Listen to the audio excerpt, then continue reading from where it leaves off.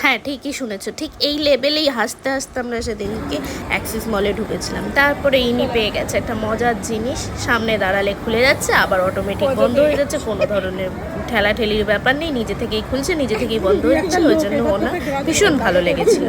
দেন চলে গেছিলো এক্সেলেটার চড়তে, কারণ ও এই জীবনে প্রথমবার এক্সেলেটারে উঠছিল। আমি বলছিলাম চল লিফট দিয়ে ওঠ, দেন নামার সময় না হয় এক্সেলেটার দিয়ে নামবো, বাট কে কার কথা শুনে জীবনে প্রথমবার এক্সপিরিয়েন্স তো করতেই হবে।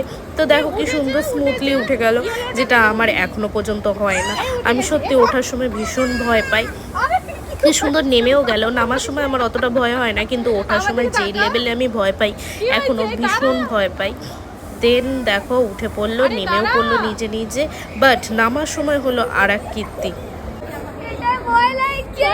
কিছু হচ্ছে না,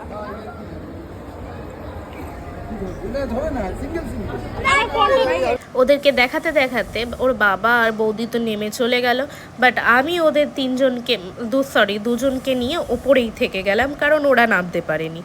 দেখো তারপর আমরা দেখছিলাম লিফট কোথায়, ওদেরকে নিয়ে তো এই সিঁড়ি দিয়ে নামা ইম্পসিবল। ওদের ভয় দেখে আমিও সত্যিকারের ভয় পাচ্ছিলাম যে পড়ে ঝরে না যায়। তার মধ্যে তিতিক্ষা বলল কি ও নাকি একবার নামতে গিয়ে পড়ে গেছিলো, তো ওই শুনে তো আমি আর রিস্ক নিলাম না যে না বাবা আমিও যদি পড়ে যাই। তারপরে দেখো নেত্রম কোথায় গিয়ে দাঁড়িয়ে আছে, ও ওঠারটা দিয়ে নামতে যাচ্ছিল।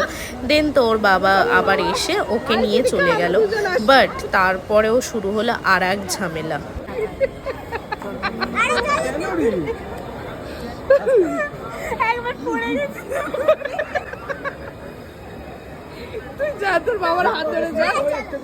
ভিডিওটা এডিটিং এর সময় দেখলাম তিতিক্ষা দিদির থেকে নেত্রমের ওই কথাটা শুনে নেত্রম তো পুরো অবাক যে পড়ে গেছিল, আমিও কি পড়ে যাব না তো। দেন তো নেত্রম নিজের বাবার হাত ধরে ভালোই নেমে পড়ি। আমরা সামনে দিকে পড়ে যাব।